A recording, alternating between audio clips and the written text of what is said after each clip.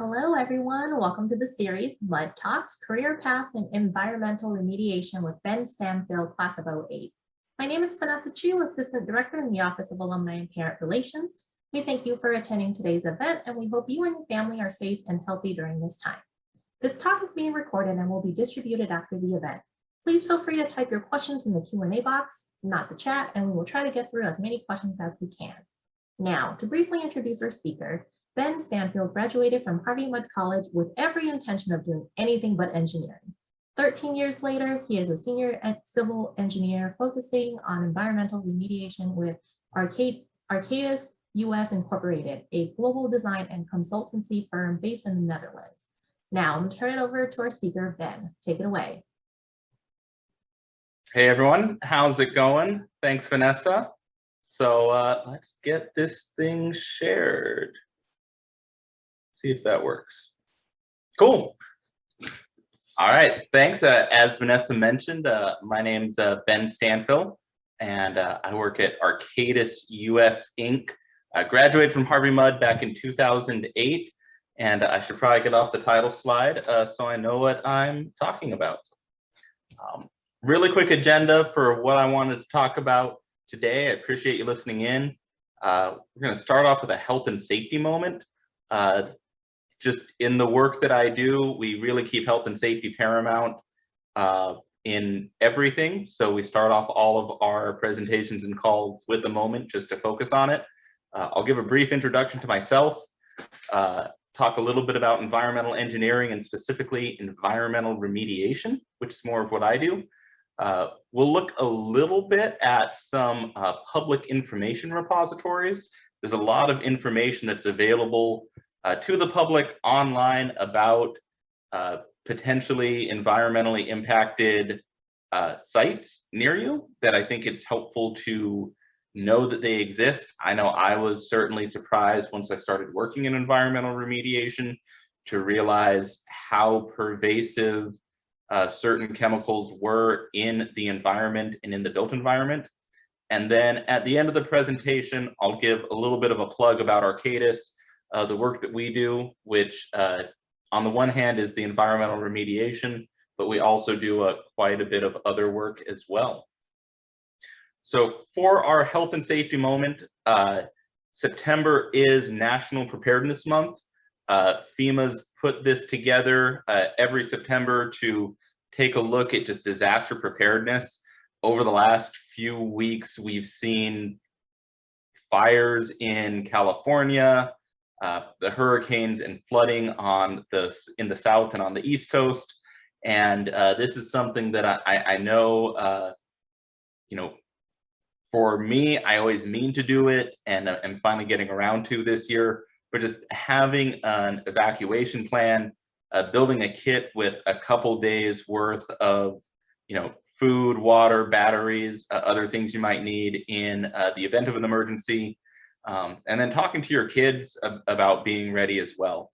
One of my colleagues actually works up in Northern California, had to evacuate due to the Caldor fire. He had a kit, was ready to go. He had been kind of seeing some of this coming for a day or two, but it was really surprising to hear him talk about the experience that when the fire department showed up at the store, they knock and say, you need to go now, not in 4 hours or think about it, but it's time to go. So www.ready.gov, a good amount of information there worth taking a look this September. So who is this guy who's talking? I'm the class of 2008. I graduated with an engineering degree from Harvey Mudd. I've been working for 13 years in environmental remediation, all with the same company. I've been with Arcadis the whole time. I think there was an acquisition in there somewhere, but pretty much the whole time I've been there. Currently, I'm a technical lead on a number of projects. I'm a line manager, so about a dozen engineers report up through me in Southern California, and then just a senior civil engineer. On that note, I've got my professional engineering license. It's made a big difference in my career path. It's really important for more of the civil engineering type disciplines in ways that maybe doesn't get as big of prominence in some of the electrical or software engineering that we do. And then, outside of work, I married a Mudd alum, Shelley Stanphill Nade Ford. I've got 2 kids, 6 and 4. They're pictured there with someone else who is much more adorable, I guess. And I'm also on the board of directors for the Orange County Educational Arts Academy. It's a bilingual TK through 8th public charter school in Santa Ana that works to provide a good arts education and also a good just education in folks' native language, especially in those early grades. So one of the things I was preparing this talk and thinking about how Harvey Mudd kind of prepared me for a career in environmental engineering, which I think it uniquely did. I came across Harvey Mudd College's educational goals. Frankly, I didn't realize that Harvey Mudd had educational goals, but I guess it should have. Being on the board of a charter school, most places do. I'm not going to read them to you, but there's a number of things, just my Harvey Mudd education. As Vanessa mentioned, when I graduated, I was pretty sure that I hated engineering. I didn't want to do anything else, so I applied to a couple law schools. Because I was a senior and it was a thing to do, I went to the career fair and just passed out some resumes and found an environmental engineering firm that focused on remediation that just I thought was really cool. The work they did, was unsure of what to do, whether I wanted to go into engineering. Talked to Professor Cardenas, who was here at the time, and she said, look, you're 21. No matter what you do, even if it's not what you love, you've got time to do something else. So with that as my my guiding star, I said, I'd rather have a year of work experience and money and then go to law school, as opposed to a third of a law degree and debt and then get a job. So what was supposed to be a 2-year stint in environmental engineering has turned into 13, and I don't see it changing anytime soon. One kind of cool thing about environmental engineering is it's a fairly young discipline, probably only been around for about 40 years. A lot of the work we do is relatively small scale as far as kind of engineering projects go in the civil realm. That's given me an opportunity to one day I've got my head in an electrical panel trying to get a VFD programmed using a little bit of electrical engineering. The next day I'm looking at hydrogeology, trying to figure out contaminant flow and transport through porous media. At some point after that, I may be designing a turbo machinery or just the mechanical layout of a filtration system. And Harvey Mudd was a really good preparation for that, in that my clinic was with Lawrence Livermore National Laboratories. We looked at anti-neutrino detectors due to Cherenkov radiation. I knew nothing about it when I started. I haven't done anything with it since, but kind of the Harvey Mudd preparation really allowed me to jump into all sorts of different potential situations, not really knowing what I wanted to do with them, and be able to figure it out and make solid recommendations. That's been good for environmental engineering, has also been pretty good for consulting. So what is environmental remediation? It's a good question, because I had no idea when I started what exactly I was getting into. But if we look at what the US Bureau of Labor Statistics says, it's the removal of pollution or contaminants from water, ground and surface water, and soil. At this point, I think this definition's a little bit old. We'd probably also add soil vapor and indoor air to that. And the reason we do it is really to protect human health, as well as to restore the environment. Now, I guess before everyone hangs up, I don't really do much with climate change. That's definitely a big facet of engineering.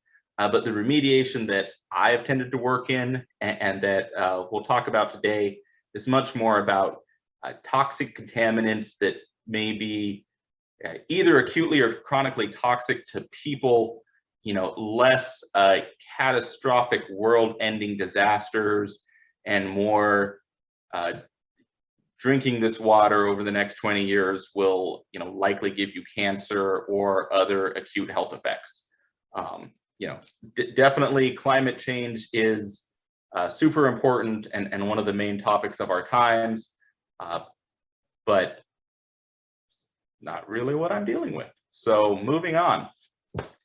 So what are some of those typical environmental contaminants on here that we deal with? There's a list of a number that I've run into. Some of them are well understood. Many of the volatile organic compounds and the petroleum hydrocarbons, we've worked with a lot. We've done a lot of work with fuel releases, and those are generally understood. Some of these are emerging, per and polyfluoroalkyl substances, PFAS as they're typically called. Those really sprang to life in the last 2 to 4 years, I'd say. Got a bit of a bump by Mark Ruffalo, and everything in between. There's all classes of chemicals that are found in the environment. Some of them are found everywhere in the environment, specifically those PFAS, and they're not really good for humans to be ingesting, to be in contact in, and we really try to get rid of these. We're working with the soil and groundwater, designing treatment trains and treatment technologies to get in here and really remove these various compounds from the environment. There's different approaches to different types of compounds. They interact with the environment in different ways and move through the environment in different ways. There's a big difference between a non-aqueous phase liquid like PCE and TCE and a salt like perchlorate, and the way those move through groundwater. So it's pretty interesting. There's a lot of different things that we're doing, and speaking of needing additional disciplines to do the work, I've picked up just a little bit of OChem as we've gone through, dealing with ethenes, ethanes, ketones, etc. I'll say most of the work I have done personally is primarily with the petroleum hydrocarbons, the chlorinated solvents, and perchlorate. A little bit of metals, a little bit of PFAS, though that's new for everyone. And I haven't done much with the pesticides and herbicides. I want to talk a little bit about a general conceptual site model. It's hard for me to think, and when I started in this industry, hard for me to realize just where are all these chemicals coming from. So we've got a nice graphic from the Massachusetts Department of Environmental Protection. It comes from their vapor intrusion guidance, but in general, you'll have chemicals. Maybe it's stored in an above ground storage tank, maybe it's stored in an underground storage tank, and for one reason or another, they leak. You can see here these dark colors are the chemicals leaking through the soil into the groundwater, and as a result of this chemical right here, we have soil that's been contaminated. It spreads underneath this building. It gets into the groundwater, then the groundwater is contaminated. Interestingly enough, in California, because we have such a water shortage, all of the groundwater in California is basically designated as drinking water, unless you get a special exemption. So now this hazardous chemical is potentially in someone's drinking water. It moves along with the water, and it can volatilize if it's a volatile organic compound, back up into the soil vapor, and this volatile chemical can come from the water or from contaminated soil and get into the indoor air of residences, of commercial buildings, and really you wouldn't necessarily know it's there. Some of these chemicals can travel quite a long ways in groundwater. It's not uncommon for us to see contaminated plumes, you know, a quarter mile, or in extreme cases, even up to 5 miles long.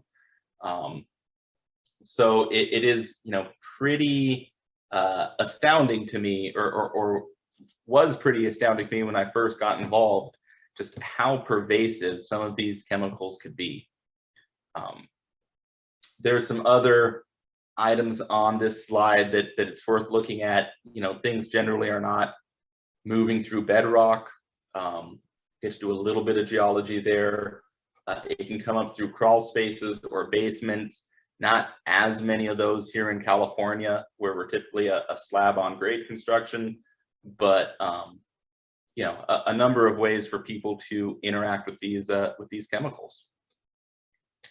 Some of the disciplines used, I mentioned this earlier, and I think I should note there's a Q&A function. I think we're going to come back and do questions and answers at the end. So if you put things in chat, we might see them. If you use the Q&A tab up at the top, send in a question and we'll get back to it at the end. I'm not used to exactly how Zoom works with these presentations, but drop it in the Q&A, and hopefully I remember what I said 20 minutes ago and can touch on it.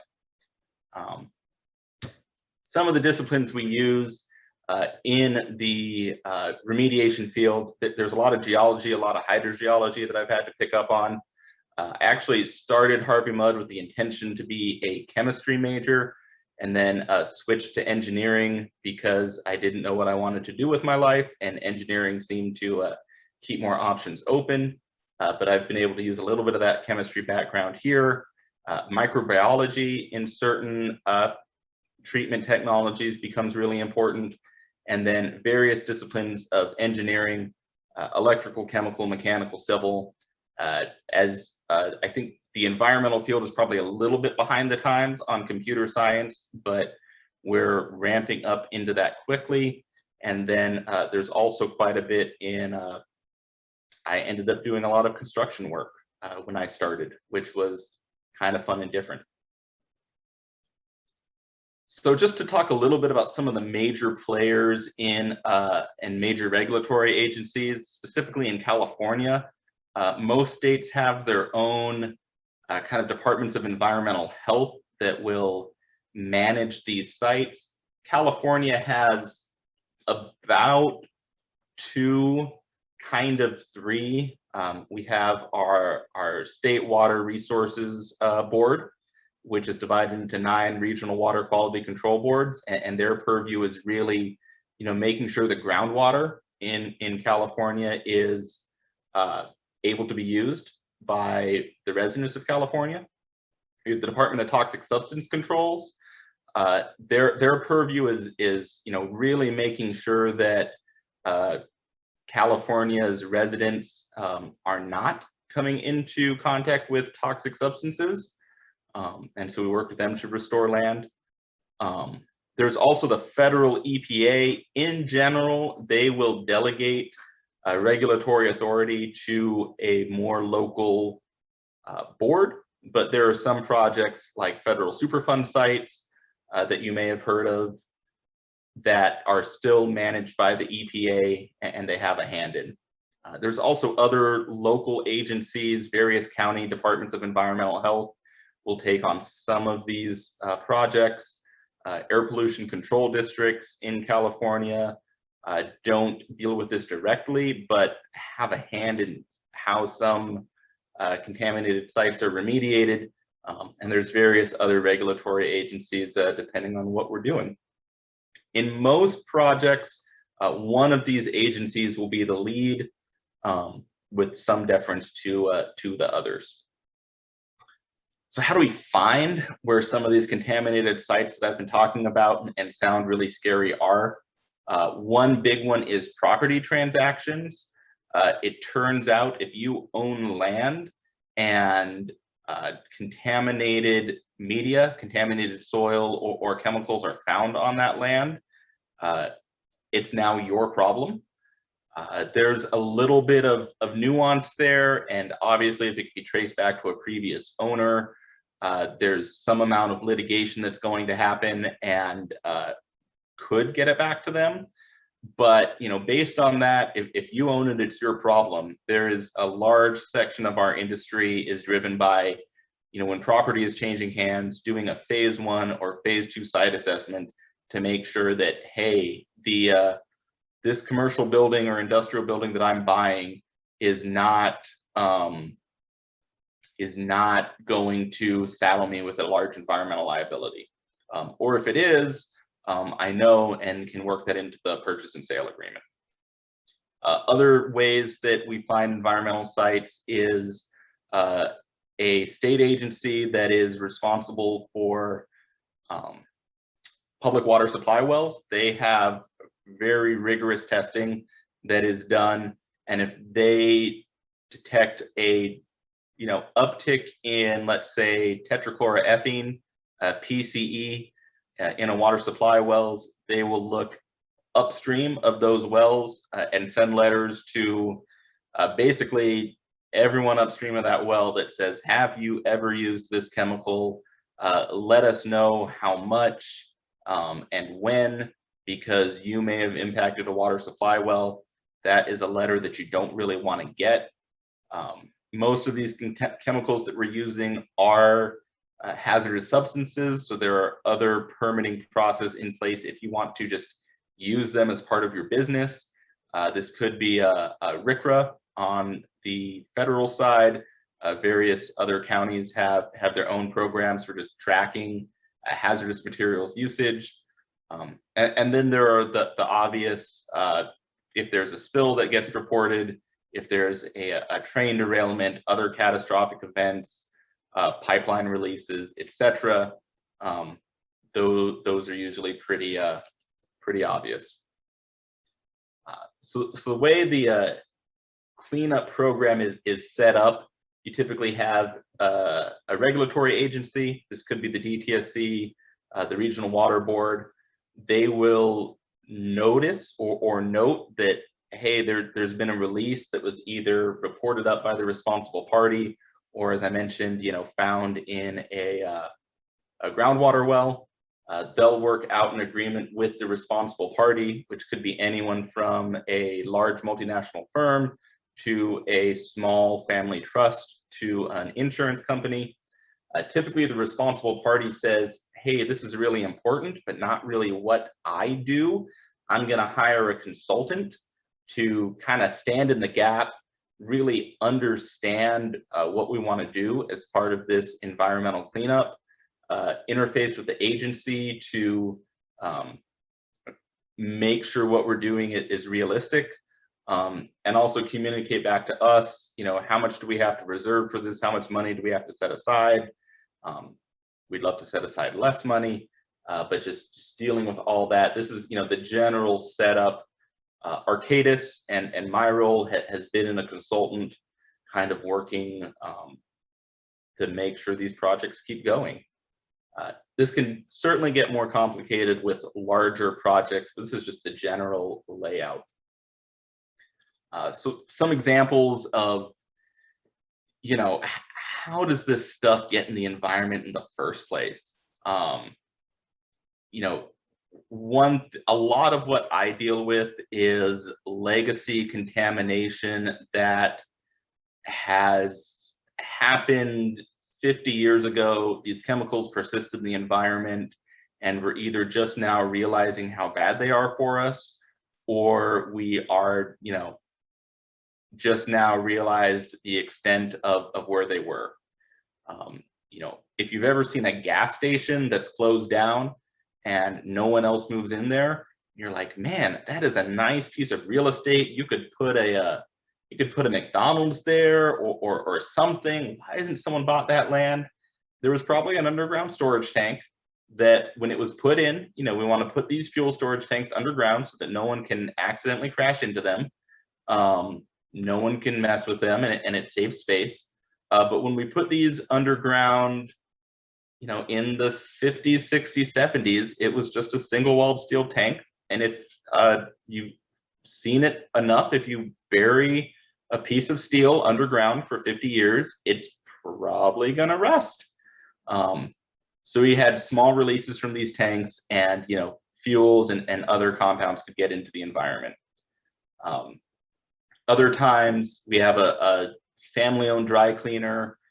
They're generally keeping good track of their PCE usage, but it turned out that in the mid-90s, we realized that a common dry cleaning solvent was actually pretty toxic and persisted in the environment for quite a bit.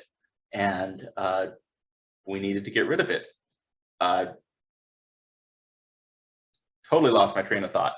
Anyway, even if you're, taking care of most of your environmental, your hazardous materials correctly, something maybe gets dumped down the sewer. Sewers have an acceptable leakage value that, a little bit of water loss is not a big deal. But if that water has small concentrations of a chlorinated solvent, that can be a big deal.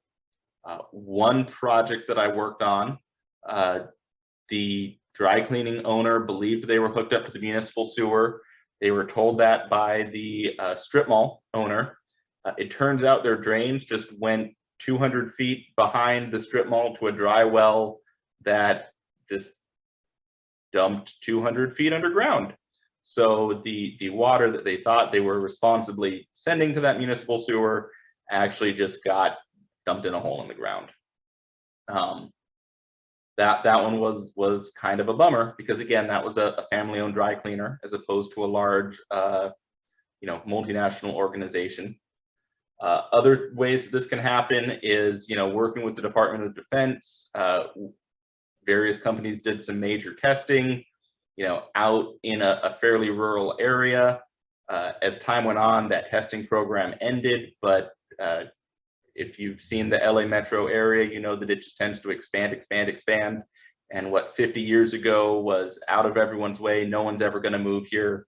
Well, now they want to build houses on it. And these contaminants that, again, 50, 60 years ago, we all thought was okay to be out here because no one would ever be there. We're suddenly having to, reduce down to residential levels. There's also certainly the bad actors who try to circumvent the law or just say, hey, no one's going to see this, let's get rid of it. But by and large, most of the folks I've worked with, there was no intent to do anything wrong. It was simply 50, 60 years ago, no one kind of thought different. And now we're dealing with it now. So how do we fix this? It's been all doom and gloom thus far, but we'll start to lighten up a little bit. And there's myriad ways for us to address contamination. One of the easiest and kind of surefire ways, but also a pretty expensive way to do it is to excavate. Let's dig out all that contaminated soil. It doesn't work so well with groundwater because it's hard to dig up water. Let's containerize it correctly and transport it to a landfill so that we know that it's not going to get released someplace where people might be. We can try to treat it in situ. This is where some of the microbiology comes in. A lot of these compounds can be used by certain classes of microorganisms as food. So let's try to cultivate that microbial population and keep it going so that these will break down naturally. We can also use oxidizing agents, chemical oxidizers, to put those into the subsurface. They'll break down the hazardous chemicals. Sometimes they break down some of the other things too, so we want to carefully balance that. But within a couple years, the aquifer returns to normal, but just without the hazardous chemicals. We can extract. We can hook up a blower and pull air through contaminated soil. We can remove contaminated groundwater, treat it, and then discharge it either to the sewer or a stream under the appropriate permits once it's been cleaned. Or for some compounds that are either a low enough concentration in an area that's low risk, we can contain and cap. We can do some mitigation to try and kind of learn how to live with it, or we can even leave them in place, continue to monitor and track to make sure that they're on track to naturally degrade. So just, you know, looking through a little bit, what does an injection-based remedy maybe look like? Here's our water table. Right here is this blue line. Brown line is ground surface. We've got this orange here. Let's say here's our contaminated groundwater. We're going to inject some emulsified vegetable oil. If you've ever gone to the supermarket and looked for salad dressing, Newman's Own has a remediation branch. It's Newman's Own with a Z, because it sounds cooler. They sell emulsified vegetable oil, which can be used as a carbon source for the microbes to digest chlorinated solvents. So we'll inject some of that into an injection well. We'll make sure it reaches a dose response well that we've located nearby. Making sure we get good distribution in the subsurface is one of the bigger challenges that we have with the ways contaminants move through the soil and groundwater. Making sure that we follow that same path is really important, because we don't want to inject a bunch of our treatment chemical someplace where the contamination isn't. So we'll inject, make sure it gets there, and then we'll look down gradient. Groundwater in this drawing is flowing from left to right. We'll monitor down here to make sure first that our contamination doesn't reach this down gradient well. Also, ideally, that our injected solution and some of the breakdown products do, so that we can prove that this is working. We might also do an extraction-based remedy. This one's had to work in an engineering drawing here somewhere. We'll install a set of wells. This is built for a soil vapor extraction system, which is used to clean soil. Basically, if we have a volatile organic compound, it wants to volatilize. It wants to be in the gas phase as opposed to in a solid or a liquid phase. We're going to pull clean air through the soil. That VOC, that volatile compound, is going to volatilize, get into that air. We're going to run it through a filtration system such as granular activated carbon. We may also run it through a thermal oxidizer or some other type of treatment technology to remove it from the airstream before that gets discharged to the atmosphere under the appropriate permits. For groundwater, same deal. We're going to pump out groundwater. We're going to treat it, and then we'll either discharge to a sewer under the appropriate permits, or we might re-inject that back underground. We can use that to try and push the contaminant around somewhat. It also just returns it to be able to be used at a later date. There's myriad other ways to treat various contaminated sites. It varies with the geology. It varies with the type of chemical that is present. It varies with some other external factors. For example, if you're doing a soil vapor extraction system in Los Angeles, where the air is already above our human health goals, there's a lot more you have to think about than if you're doing soil vapor extraction in San Diego, where you still need to work with the Air Pollution Control District permit, but there's a little bit more leeway because the air in San Diego is not failing the Clean Air Act goals automatically. So there's just a lot to think about, and we could talk for an hour about any one of these remedies, or any of the ones that I haven't touched on. But really, that's kind of what your consultant does, hopefully, is helps guide you through what are the costs associated, what's going to work, and what kind of keeps the project moving towards protecting human health and the environment. So here's maybe just a typical site layout. We've got a number of monitoring wells. These green numbers are, we're going to say PCE concentrations. That's that tetrachloroethene. It was a release inside a building. And just as an interesting thought experiment, now let's say this plume is 1,000 feet long, 500 feet wide, and 15 feet of contaminated groundwater. At a 30% porosity and an average concentration of 200 micrograms per liter. Note that the target cleanup level is 5. This 1,000-foot long plume would contain 28 pounds of PCE, which equates to about 2 gallons.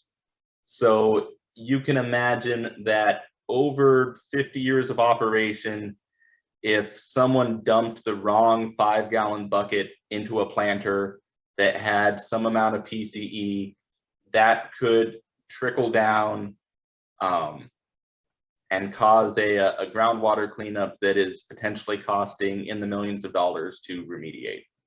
So just gives you kind of a sense of scale. You know, this is absolutely something we need to clean up and need to address. But if you look at, you know, a manufacturing site with 50 to 70 to 80 years of operation, you know, it's quite possible that somehow 2 gallons of a hazardous material went missing and made it into the environment. So this is a lot of what we deal with. Usually it's quite a bit more.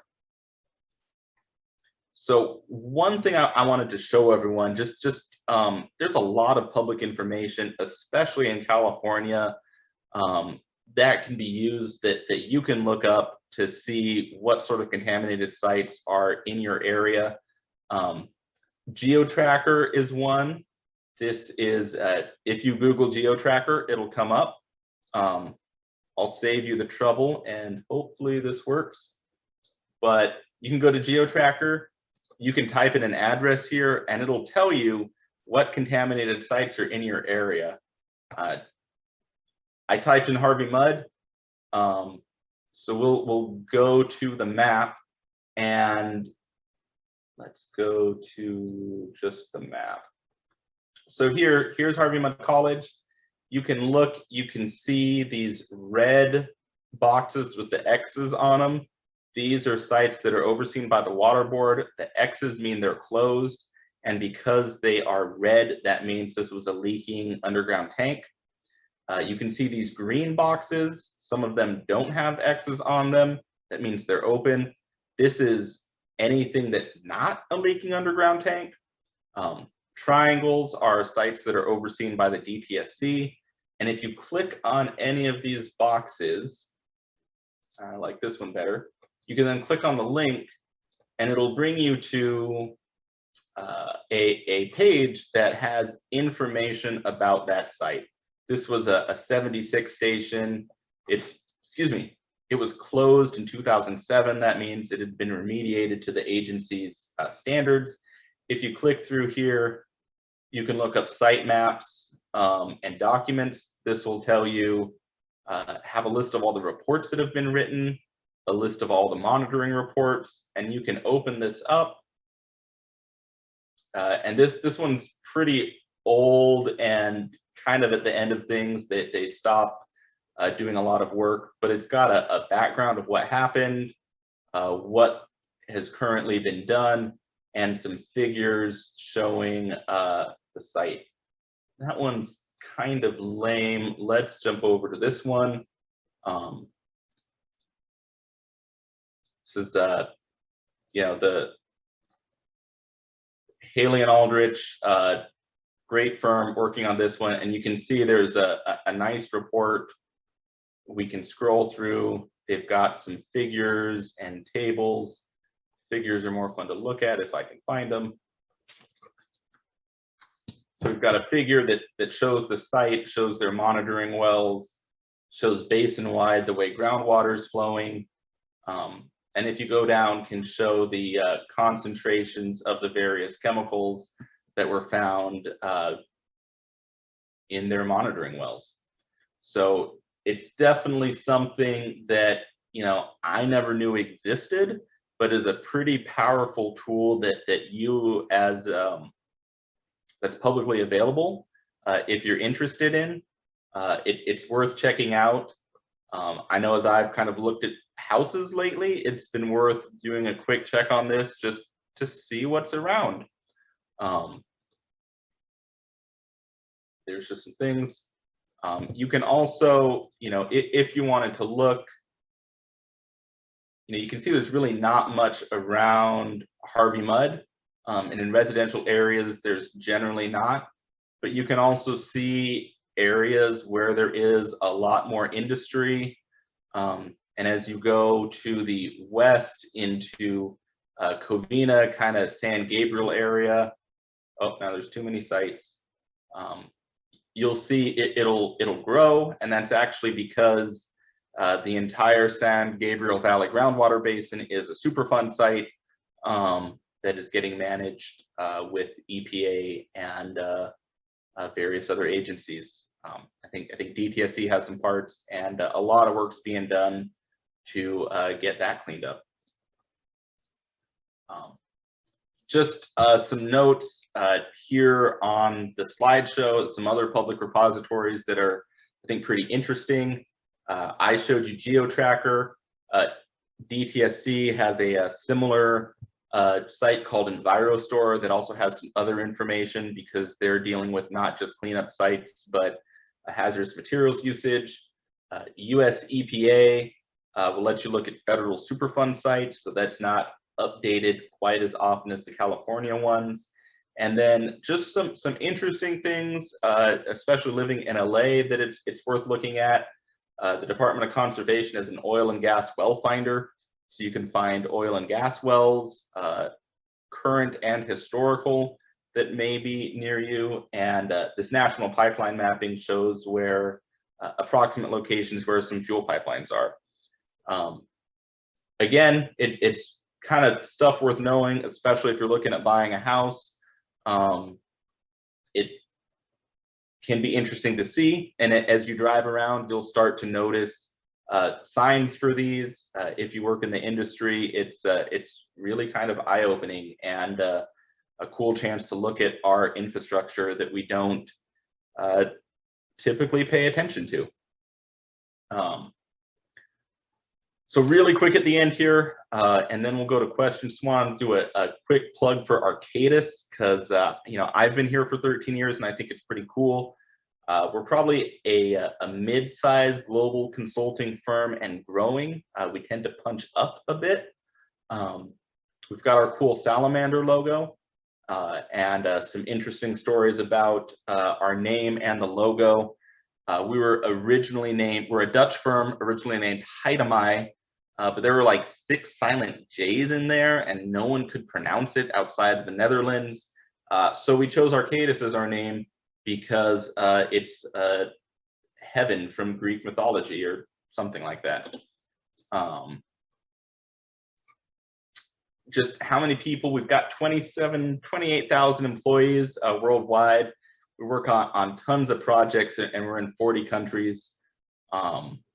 Just to give you a, here's a quick breakdown of where all of our staff are. We're pretty big in continental Europe, North America, and then the UK, because, we break them out now.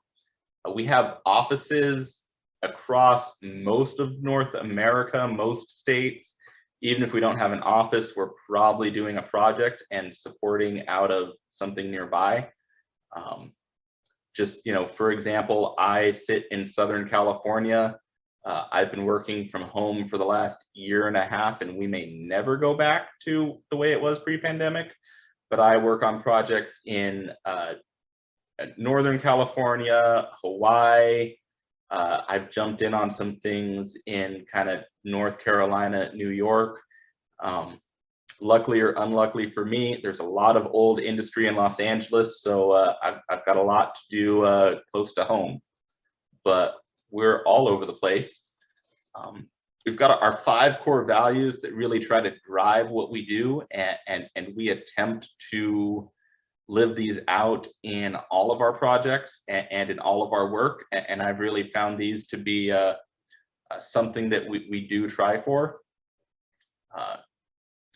Things we focus on and our sectors, you know, we work in infrastructure, buildings, water. This group is mostly working for large kind of municipalities. And then, you know, the group I sit in environment, you know, this is primarily the environmental cleanups, environmental restoration, but we do other bits as well. Here's just, you know, kind of a couple things that we've done and places that we've worked in the environment group. And yeah, I think for now we'll jump over to questions. Appreciate the time. Vanessa, does this work where you ask me questions and I answer, or all right? Ask you questions. I'm gonna stop sharing your screen really quick so we can see both of us. We did have a pre-submitted question. Does helping the environment give you a sense of purpose? Does this sense of purpose help you day to day in your job? Yeah, absolutely. So, you know, going back to the Harvey Mudd educational goals, you know, one of those was really to lead examined and meaningful lives. I feel like the work that I do helps with that. You know, coming out of Harvey Mudd, I had a couple job offers in a couple different industries, but this one, doing the cleanups, really just spoke to me. I felt like it's moving things along and making the world better for people. And that's been really appealing and really helpful for me. I mean, some days it's lame and you're filling out forms and trying to get permits, but you know, that's just when for me, I need to take a step back and say, man, we had a methyl tert butyl ether plume that was reaching the San Diego River, and we stopped that. And that's kind of cool. That is pretty cool. Thank you. Our next question, are job offers in environmental engineering on the rise, flat, or down? Has COVID put the environment on the back burner as far as you know? So when I'll answer the second part first. When COVID started, we had about a week where we were all really nervous. And then most of the regulatory agencies came out and said, no, this is all still essential, keep going. And we did not see a large slowdown.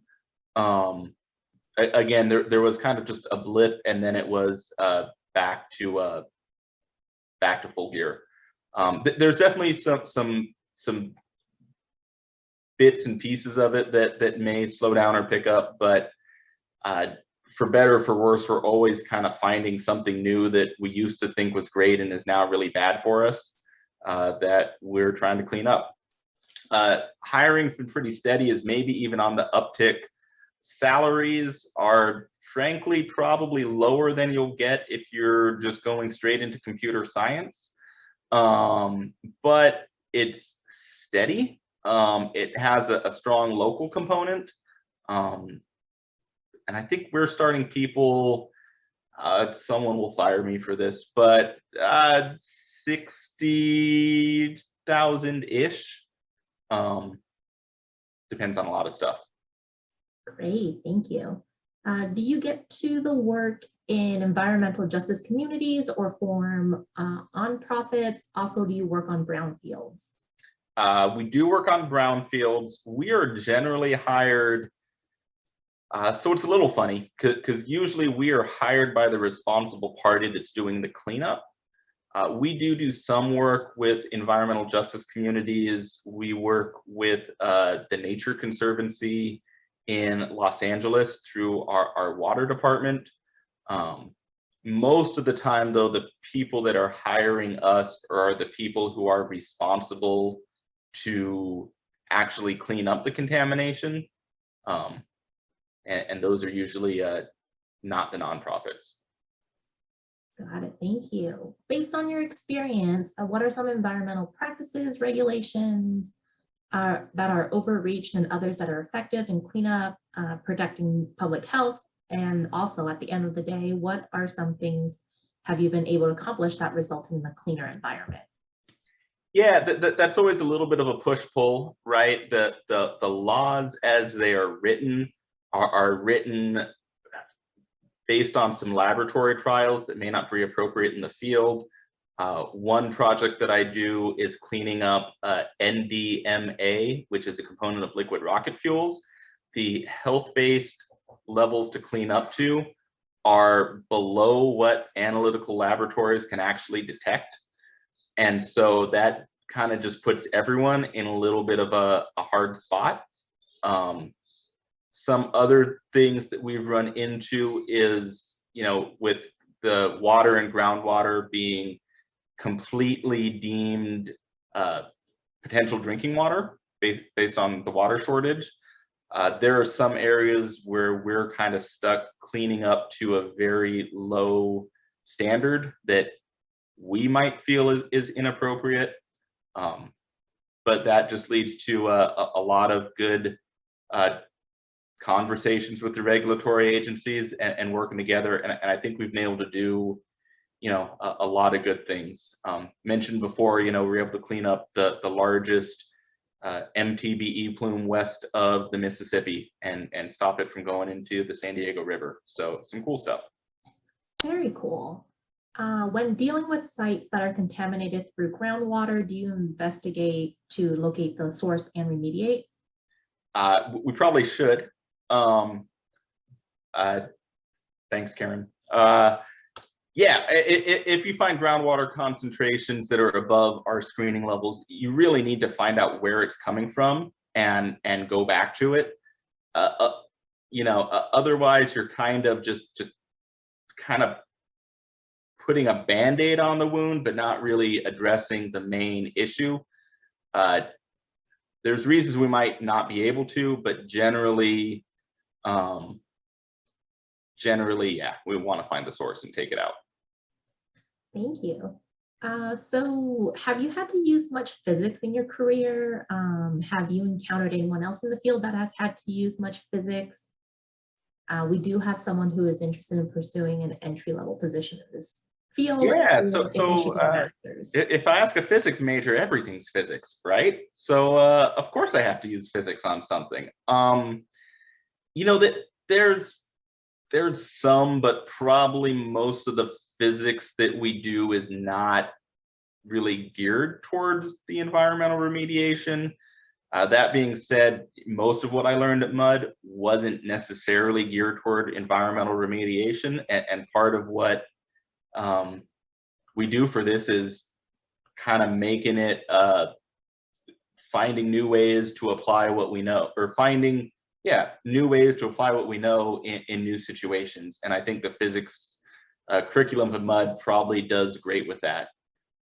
You might want to get a master's. I wouldn't say that you have to. It can definitely open up some doors. I personally have a bachelor's degree from Mudd as my only degree. I just hired a PhD out of UCLA.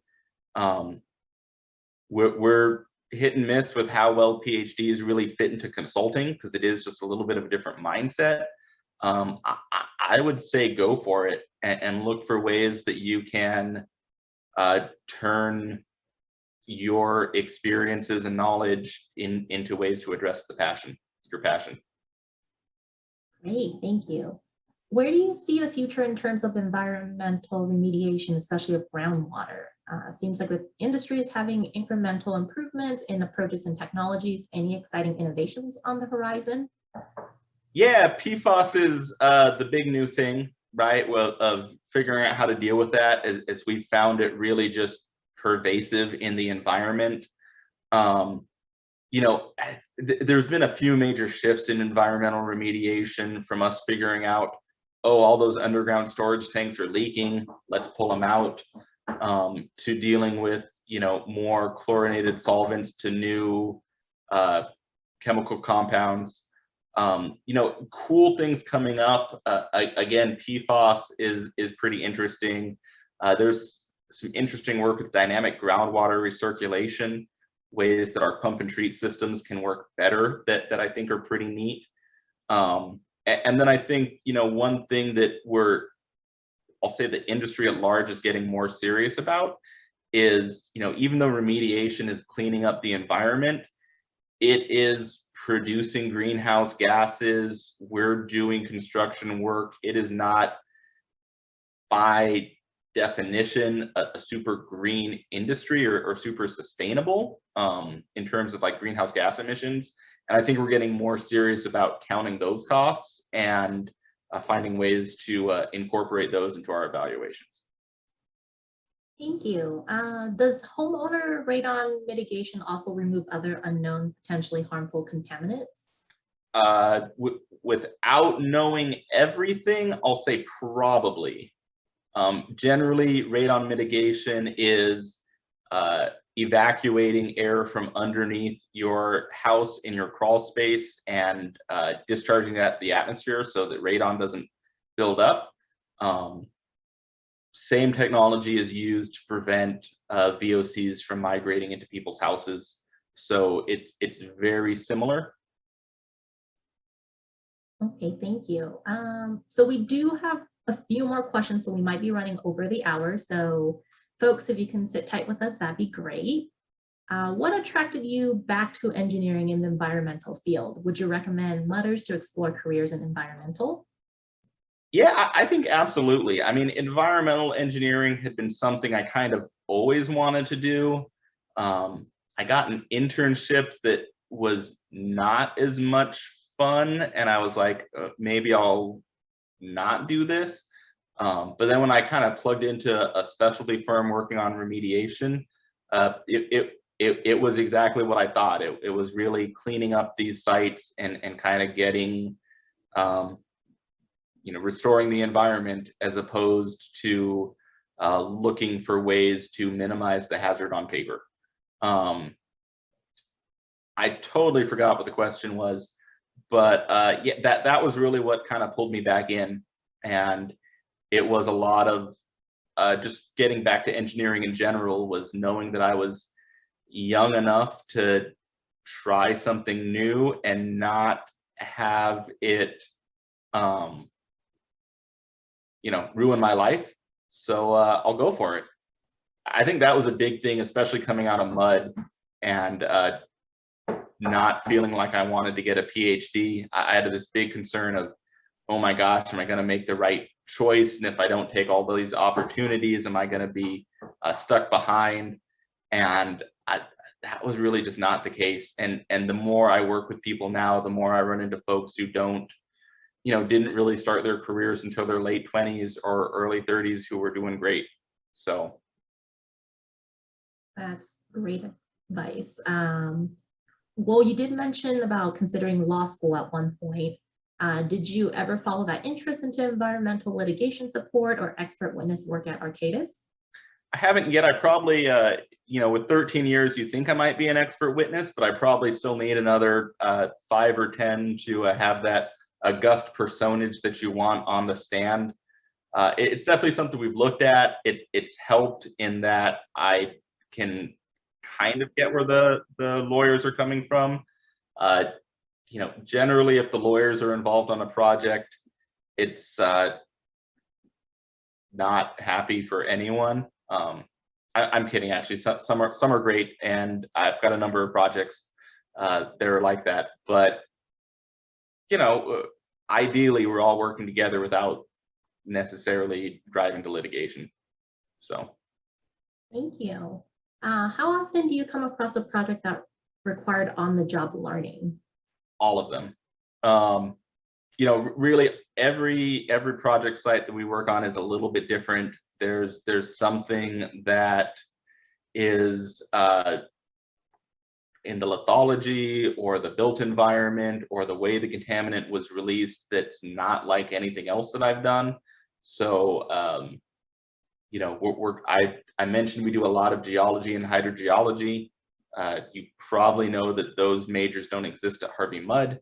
So all of that's been kind of on the job learning. And it's one of the cool things about the remediation project is it never stops. There's always something new to learn, something new to do. I find that I have about a 2-year attention span, maybe 3. This has worked great. Wonderful. So our last question is, you mentioned the use of microbes. Do you ever use mycelium or fungus as a method of remediation? There's some interesting research in that. I have not, and it's probably not super common, just because there's not a lot of funguses that can grow 30 or 40 feet underground, the way that we can kind of get the bacteria to grow. For some shallow remediation, there is some, and again, I think there's been some interesting work for 1,4-dioxane that tends not to biologically degrade. That's been interesting. I do see one more in the chat of do I work on projects outside California? Some, and they are different because California's generally has a much more robust environmental regulatory framework than other states. We've had some interesting conversations where our experts from some other states in the Midwest will come in and say, well, why don't we just do this? And we've had to go back and say, well, actually, that's illegal. And we cannot put that in our work plan because we will all get fired. So it can vary quite a bit state to state. Thank you, Ben. Do you have any last remarks for our audience? No, I think just want to encourage people to consider fields, working in environmental remediation or environmental fields. I tend not to see a ton of mudders out there, but always interested in getting more, and also just encourage you to be to learn about what's in your backyard and some of the chemicals and materials that are around you. Thank you, Ben. I want to thank you again for joining us today and for sharing your knowledge and insights with us. Thank you to our audience for your questions and for attending this event. We will follow up within the next week with a recorded video and presentation material. We are looking for speakers, so if you are interested in being a Mud Talk speaker, please contact us at alumni@hmc.edu. Future events can be found on our online offerings page using the link included in your confirmation email or by visiting alumni.hmc.edu and clicking on online offerings. Thanks again for joining us and have a great night, everyone. We'll see you next time.